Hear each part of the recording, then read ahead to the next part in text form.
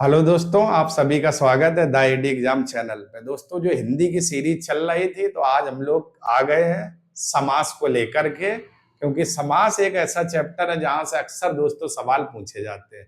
तो आइए समास पर टिप्पणी करते हैं और उम्मीद करते हैं कि आप सभी लोग मस्त होंगे, स्वस्थ होंगे, अच्छे से पढ़ाई कर रहे होंगे, खेल रहे होंगे और आपका परिवार हमेशा अच्छा रहे। तो चलिए दोस्तों, आज की क्लास की हम लोग शुरुआत करते हैं। तो आज की जो क्लास दोस्तों रहेगी वो समास पर आधारित है। तो समास सबसे पहले तो दोस्तों देख लेते कहते किसे है। तो दो या दो से अधिक शब्दों के मेल से बनने वाले एक नया सार्थक और संक्षिप्त शब्द को समास कहते हैं। यानी दो या दो से अधिक शब्दों के मेल से जो बने कौन सा सार्थक, संक्षिप्त का मतलब छोटा शब्द जो बने, छोटा। संक्षिप्त का मतलब क्या हो जाएगा? छोटा। उसी को ही दोस्तों हम लोग क्या कहते हैं? समास कहते हैं। और देखो, इसका शाब्दिक अर्थ है संक्षेप में छोटा रूप होता है। जैसे जैसे यहां लिखा हो रसोई के लिए घर, तो ये बड़ा सा लिखा हुआ, अगर हम इसी को छोटा कर दें, लिख दें रसोई घर, तो यही तो समास है, रसोई घर, रसोई घर। यहां लिखा हुआ भाई और बहन, भाई बहन लिख दे, तो यही तो दोस्तों क्या है? समास है, छोटा रूप हो गया। ठीक है। तो दो या दो से अधिक शब्दों के मेल से बनने वाला सार्थक और संक्षिप्त जो शब्द होता है या छोटा जो रूप होता है उसी को समास कहते हैं। जैसे यहां लिखा था रसोई के लिए घर, तो बड़ा सा लिखा हुआ, अगर इसको छोटा कर दे तो रसोई घर कर दे, यही आपका क्या हो जाएगा? समास हो जाएगा। क्लियर दोस्तों? चलो इतने का स्क्रीनशॉट ले लो। ठीक है। या अगर दिक्कत हो तो एक काम और कर देते और इसको थोड़ा जूम कर देते, चीजें आपको क्लियर दिखें। अब आप लोग स्क्रीनशॉट लो, चीजें क्लियर दिखेंगी दोस्तों। ठीक है। चलो स्क्रीनशॉट ले लो। आइए अब दोस्तों जो देख पा रहे हो, समास के कुल कुछ भेद को लेकर के हम लोग बात कर रहे हैं। तो यहां पर आइए देखते हैं जरा समास के प्रमुख भेद। ठीक है। तो दिख रहा होगा, तो हिंदी व्याकरण में समास के 6 भेद है। टोटल कितने माने गए? 6। पहला जो है वो क्या है? अव्ययी भाव समास। अव्ययी भाव समास, इसमें पहला पद प्रधान होता है और अव्यय होता है। अव्यय का मतलब बदला ना जा सकने वाला शब्द होता है।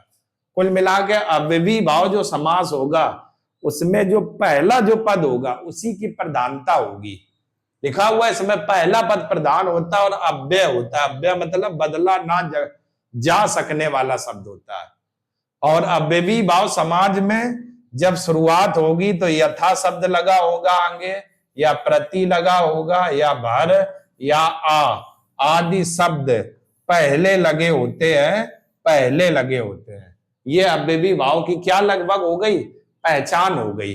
ठीक है। कोई एग्जाम्पल होगा तो उसके पहले यथा, प्रति, भर या आदि शब्द लगे होंगे। तो अब अगर आपसे कहे अव्ययी भाव समास किसे कहते हैं, तो जिसका पहला पद प्रधान होता है और अव्यय होता है, जिसे कभी भी बदला नहीं जा सकता है, उसे हम लोग क्या कहते हैं? अव्ययी भाव समास, अव्ययी भाव समास। ठीक है दोस्तों। चलो स्क्रीनशॉट ले लो, फिर इसके हम लोग दोस्तों एग्जाम्पल देखते हैं। अव्ययी भाव समास के एग्जाम्पल क्या है? ठीक है। तो आइए देखते हैं एग्जाम्पल। तो जैसे देखो, मैंने अभी आपको बताया था ये शब्द पहले लगे होंगे, जैसे प्रतिदिन। तो देखो प्रति पहले लगा हुआ है, यानी प्रत्येक दिन। यथाशक्ति, यानी यथा शब्द लगा हुआ है, शक्ति के अनुसार। ठीक है। आप देख सकते हो प्रतिदिन यानी प्रत्येक दिन, यथाशक्ति यानी शक्ति के अनुसार, ये शब्द पहले लगे होते हैं। और जब किसी शब्द की आवृत्ति दोस्तों बार बार हो, ठीक है, जैसे हाथों हाथ, दिनों दिन, रातों रात, तो ऐसे शब्द ये बार जब रिपीट होंगे, वही शब्द बार बार, तो उन पर भी हमारा कौन सा समास होता है? अव्ययी भाव समास, अव्ययी भाव समास। तो कुछ तो पहचान ये होती है और कुछ ये पुनरावृत्ति लिखी हुई, जैसे हाथों हाथ, दिनों दिन, रातों रात, ठीक है, इनमें भी क्या होता है, अव्ययी भाव समास, अव्ययी भाव समास। ठीक है, चलो इतने का स्क्रीनशॉट लो, फिर इसके और एग्जाम्पल देखते हैं और क्या क्या है। हाथों हाथ मैंने बता दिया हुआ। अब देखो इसी में दोस्तों और देख लेते हैं। हाथों हाथ कॉमा, इसी में लिख देते हैं दिनों दिन, रातों रात, दिनों दिन, दिनों दिन। क्लियर? और लिख देते हैं रातों रात, रातों रात। ठीक है, ऐसे शब्द की जब पुनरावृत्ति होगी, जैसे हाथों हाथ, दिनों दिन, रातों रात, तो वहां पर कौन सा समास होगा, अव्ययी भाव समास, अव्ययी भाव समास। क्लियर दोस्तों? गलती मत करना, ध्यान रखना, कुछ शब्द होंगे उनके पहले ये लगा होगा और ये आवृत्ति यानी पुनरावृत्ति वाले, जैसे हाथों हाथ, दिनों दिन, रातों रात। ठीक है, चलो आप स्क्रीनशॉट लो, फिर हम लोग देखते हैं समास का दूसरा प्रकार कौन सा।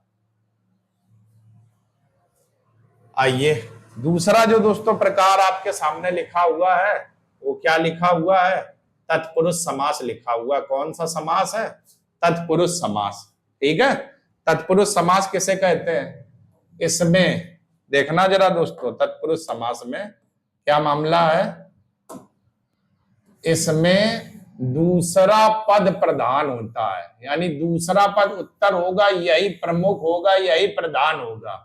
और इसमें ने, को, से, के लिए, का, के, की, में, पर, अरे आदि कारक चिन्हों का क्या होता है, लोप होता है। यानी तत्पुरुष समाज में दूसरा पद प्रधान तो होता, मुखिया तो होता, उत्तर तो होता है, लेकिन ये जो कारक चिन्ह है, इन चिन्हों का भी लोप होता है, और इन्हीं कारक चिन्ह से ही तत्पुरुष समास को पहचाना जा सकता है।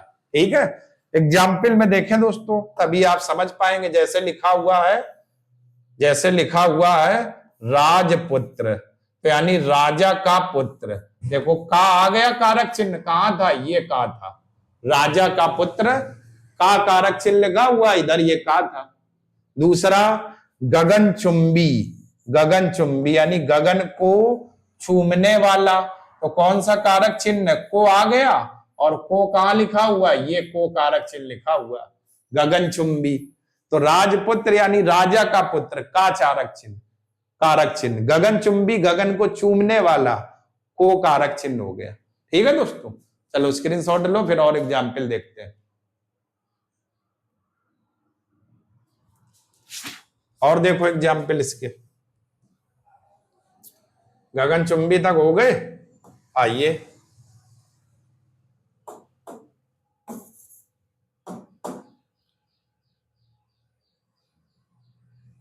और आओ देखो, शरणागत यानी शरण को आया हुआ, कारक चिन्ह क्या मिल गया, कारक चिन्ह को मिल गया। अगला परलोक गमन यानी परलोक को गमन यानी परलोक की को जाने वाला, तो कारक चिन्ह कौन है, को है।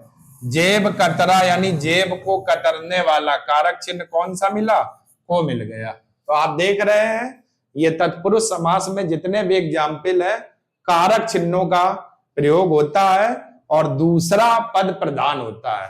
कतरने वाला किसको काटने वाले की बात हो रही, जेब को। ठीक है, चूमने वाला गगन। ठीक है, पुत्र किसका, राजा का। ठीक है, तो आप देख सकते हो जो इसमें लिखा था दूसरा पद प्रधान होता है, तो पुत्र किसका, राजा का। ठीक है, और ये इसके क्या हो गए एग्जाम्पल।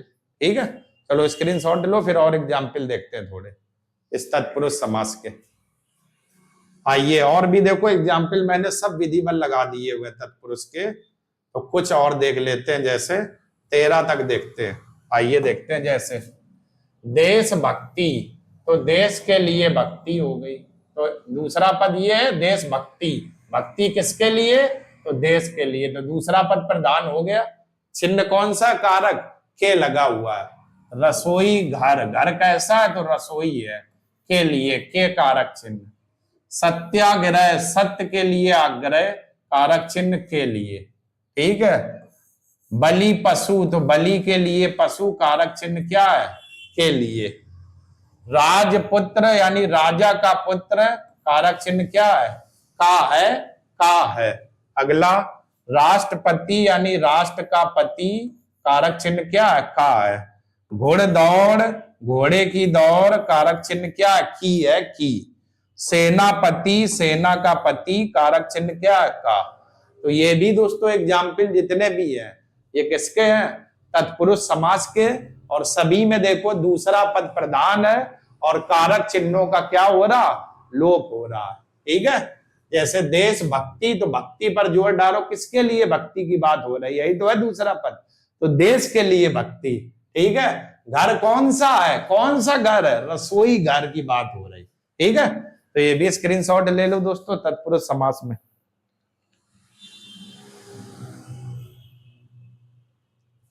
13 तक एग्जाम्पल हो गए। आइए और देखते हैं एग्जाम्पल 13 के बाद वाले। कार्य कुशल, तो कार्य में कुशल कारक चिन्ह क्या हो गया? में। आप बीती, आप पर बीती पर कारक चिन्ह हो गया। पुरुषोत्तम, पुरुषों में उत्तम कारक चिन्ह क्या हो गया? में। धर्मवीर यानी धर्म में जो वीर हो तो कारक चिन्ह क्या हो गया? में। ठीक है। तो ये भी आपके तत्पुरुष समास के क्या है? सारे एग्जाम्पल हैं। जैसे ये देशभक्ति जो लिखवाया था, कहां गया?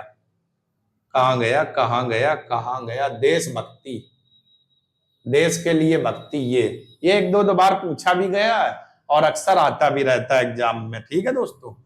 तो ये आप 13 के बाद से इधर ये स्क्रीनशॉट ले लो। तो आप ध्यान रखना तत्पुरुष समास दूसरा पद प्रधान होता है और कारक चिन्हों का लोप होता है। ठीक है। अगला आते कर्मधारय समास। तो जरा कर्मधारय की थ्योरी समझ लेते हैं दोस्तों, फिर हम लोग देखते हैं जरा कर्मधारय की थ्योरी क्या है। इसमें एक पद विशेषण और दूसरा पद विशेष होता है तथा उपमेय या उपमेय उपमान का संबंध होता है। ठीक है। यानी क्या? इसमें एक पद विशेषण होगा और दूसरा पद विशेष होगा। ठीक है। जरा देखो समझना। जैसे नील कमल, तो कमल कैसा है? कमल कैसा है? नीला है। तो कमल की विशेषता बताई जा रही। ठीक है। और जो संज्ञा की विशेषता बताए उन्हें विशेषण कहते हैं। ठीक है। तो कमल कैसा है? नीला। तो अर्थ क्या हो जाएगा? नीला है जो कमल, नीला है जो कमल, नीला है जो कमल। तो कमल की विशेषता बताई जा रही। ठीक है। तो आप देखो विशेषण और विशेष पद हमें मिल रहा। कमल की विशेषता यानी कमल कैसा है? नीला है। ठीक है दोस्तों। तो ऐसे भी चीजें ही हमें देखने को मिलेंगी। चलिए दोस्तों, आप लोग तब तक देखो, थोड़ा मैं पानी पी लूं, प्यास लगी हुई है।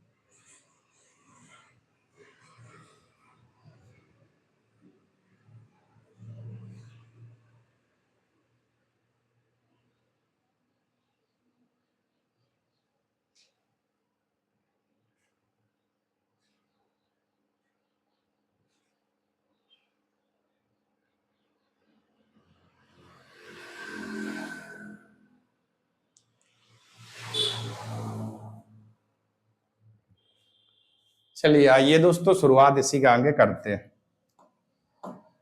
तो मैंने क्या बताया था? कर्मधारय में इसमें एक पद विशेषण और दूसरा विशेष होता है। या इसी को उपमेय या उपमान का संबंध होता है। तो मैंने क्या बताया, देखो नील कमल, तो कमल कैसा है, नीला है, तो कमल की विशेषता बताई जा रही, तो कमल क्या हो गया, विश्लेषण, और नीला क्या हो गया, विशेष हो गया। तो नीला कमल, नीला है जो कमल, ठीक है, यानी कि कमल की विशेषता में बताई जा रही, कमल है कैसा, नीला है, तो कमल यहां पर हो गया विश्लेषण, विशेषण शब्द, और नील क्या हो गया, विशेष हो गया, नीला कमल, तो कमल की जो विशेषता बता रहे, ठीक है। इसी प्रकार चंद्रमुख, मुख कैसा है, चंद्रमा के जैसा, तो मुंह आपका विशेषण हो गया और चंद्रमा क्या हो गया, विशेष हो गया, तो मुख कैसा है, चंद्रमा के जैसा। महादेव, देव कैसे है, महान है, तो देव विशेषण हो गया और महान आपका क्या हो गया, विशेष हो गया। पीतांबर यानी पीला है जिसका अंबर, तो अंबर कैसा है, पीला, तो पीला जो है यहां पर वो क्या हो जाएगा, विशेष, अंबर क्या हो जाएगा, विशेषण हो जाएगा, ठीक है। तो आप समझ गए, इसमें एक पद विशेषण और दूसरा पद क्या होता है, विशेष होता है, विशेष होता है। क्लियर, चलो स्क्रीनशॉट ले लो दोस्तों, फिर आगे और बात कर लेते हैं।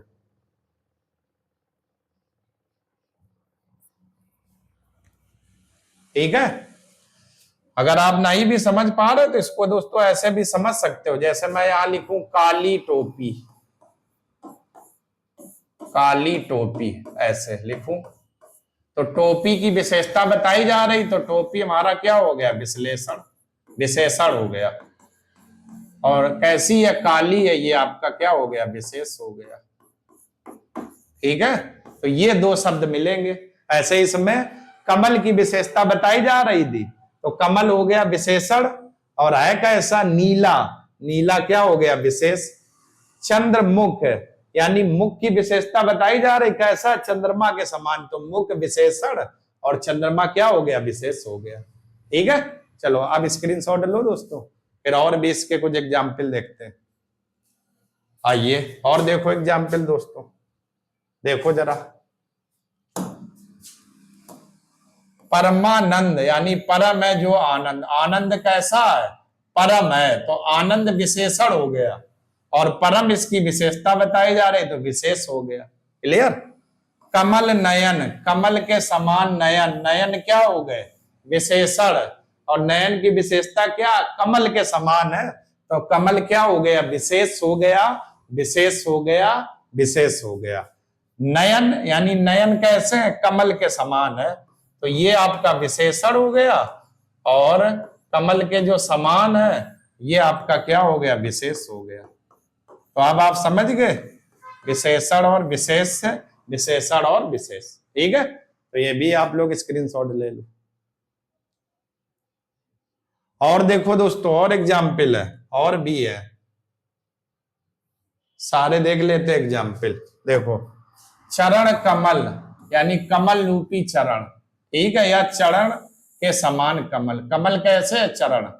महापुरुष यानी महान है जो पुरुष, पुरुष कैसा है, महान है, तो ये विशेषण, ये विशेष हो गया। श्वेत वस्त्र यानी श्वेत है जो वस्त्र।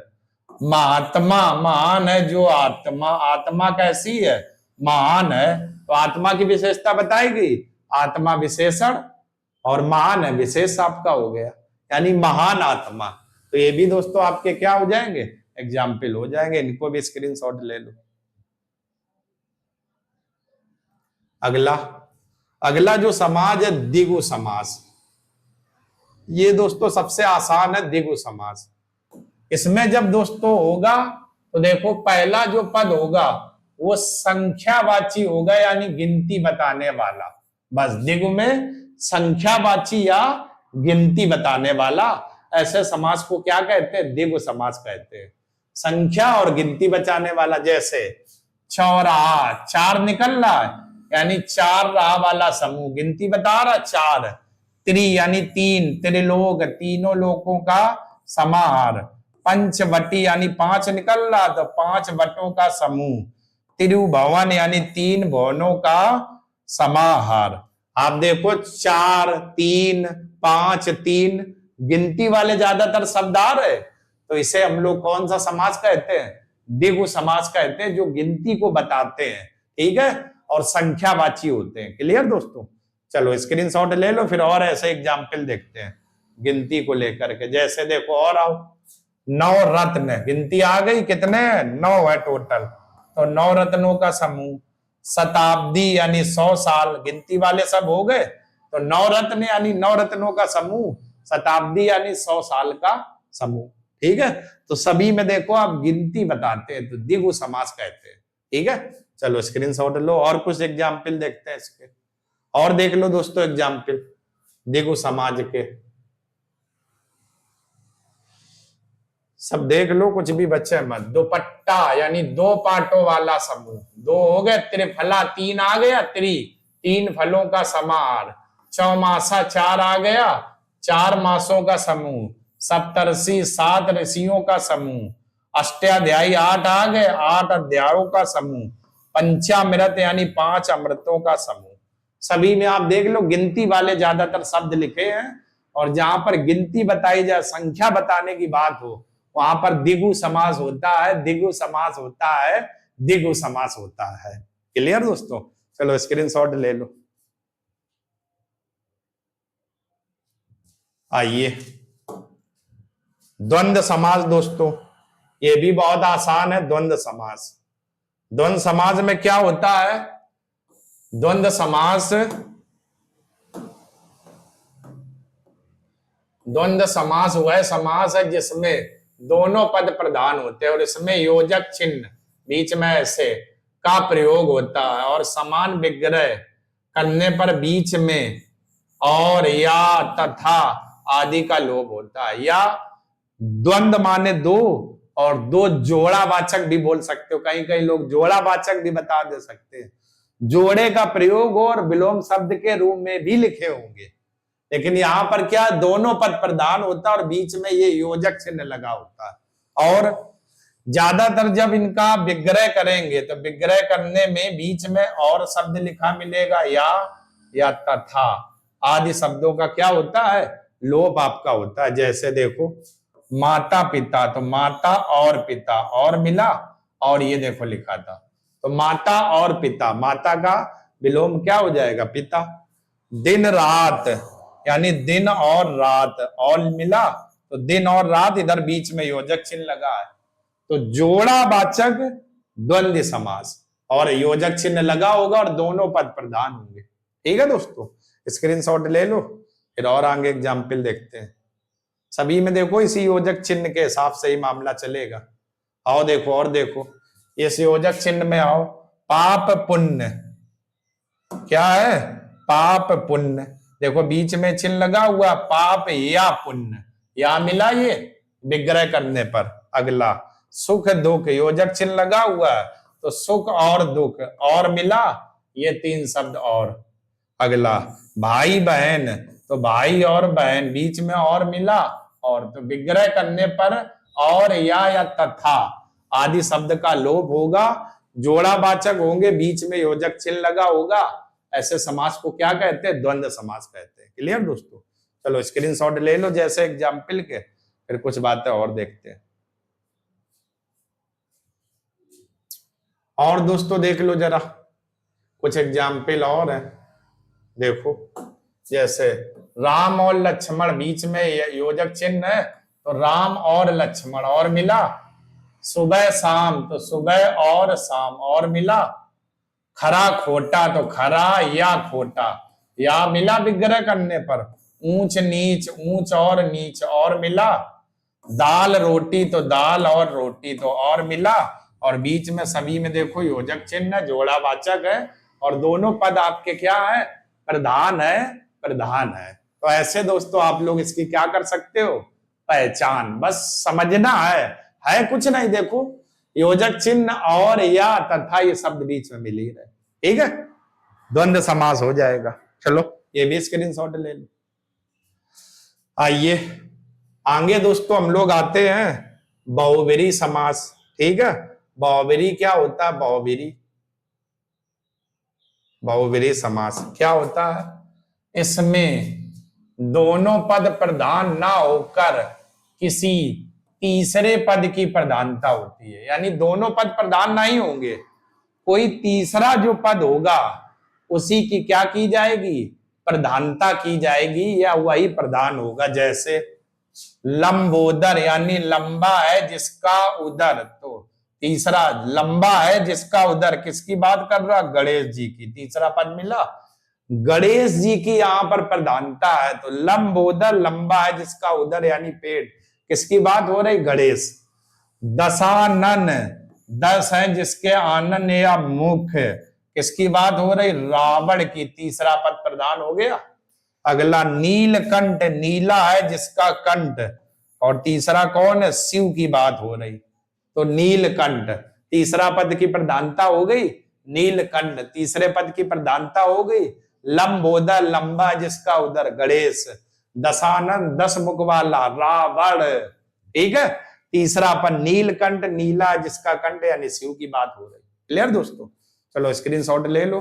अब ध्यान रखना, ऐसे जब अर्थ निकालोगे तो तीसरा पद हमेशा प्रधान मिलेगा। और एग्जाम्पल देखो, और देखो भी, और एग्जाम्पल देखो, पीतांबर यानी पीला है वस्त्र जिसका, और पीला वस्त्र किसका होता है, किशन कन्हैया नटखट भगवान लड्डू गोपाल, ठीक है, इनका क्या है, पीला है वस्त्र, तो इनकी विशेषता बताई जा रही। तो तीसरे कौन है, कृष्ण भगवान, ठीक है दोस्तों। चलो ये भी ले लो, फिर कुछ एग्जाम्पल और देख लेते हैं, और भी मैंने लिखे हुए हैं, तो कुछ भी बचेगा नहीं दोस्तों, सब कुछ जहां जहां से मुझे लगा कि यहां से सवाल आ सकते हैं, कुछ भी मैंने नहीं छोड़ा हुआ है। और देखो, चक्रधर यानी चक्र को धारण करने वाला कौन है, यानी विष्णु भगवान की बात हो रही। चतुर्भुज यानी चार है जिसकी भुजाएं, वो भी विष्णु भगवान, ठीक है, तो तीसरा पद कौन है, विष्णु। गजानन, गज के समान जिसका मुख है, ठीक है, तो वो किसकी बात हो रही, गणेश, गणेश, गणेश। त्रिलोचन, तीन है जिसके नेत्र, किसकी बात हो रही, शिव की, तीसरा पद प्रधान हो गया। और दोस्तों बहुब्रीहि समास के और क्या एग्जाम्पल है, गिरिधर, बजरंग, महावीर, कमलापति, गदाधर, मधुसूदन, कमल नयन, चतुरानन, दामोदर, ये भी आपके बहुब्रीहि समास के क्या है, एग्जाम्पल है, एग्जाम्पल है। तो कुछ मैंने ये देखो विधिवत बता दिए हुए थे, अर्थ भी लिख के, जो ये अक्सर पूछे जाते, चार भुजाओं वाले, और चार भुजाएं किसकी होती, विष्णु, चक्र को धारण करने वाले विष्णु। तो तीसरा पद जब प्रधान होता है तो वहां पर दोस्तों कौन सा समास होता है, बहुब्रीहि, और ये बहुब्रीहि समास के अन्य एग्जाम्पल ये भी रहे, तो ये भी दोस्तों विधिवत लिख लेना, ठीक है। चले स्क्रीनशॉट ले लो, आइए आगे बात करते हैं। तो ये दोस्तों आपका समास वाला चैप्टर कंप्लीट हो गया, और समास के मैंने 6 भेद बता दिए, परिभाषा, और जो एग्जाम्पल आते हैं हर एक एग्जाम में, ज्यादातर मैंने वही एग्जाम्पल भी लिखे हुए हैं। तो चलिए दोस्तों, अगर वीडियो आपको पसंद आया हो तो चैनल को लाइक करें, और वीडियो को सबसे ज्यादा से ज्यादा शेयर करें, और चैनल को सब्सक्राइब जरूर करें। और दोस्तों उन लोगों तक पहुंचाएं जो लोग पढ़ना चाह रहे हैं, अच्छे से विधिवत नोट्स बनाना चाह रहे, लिखना चाह रहे, तो उनको जरूर शेयर करें। तो कल दोस्तों हम लोग एक नई क्लास के साथ फिर से मिलेंगे, तब तक के लिए दोस्तों आप सभी लोगों का बहुत बहुत धन्यवाद। जय हिंद दोस्तों।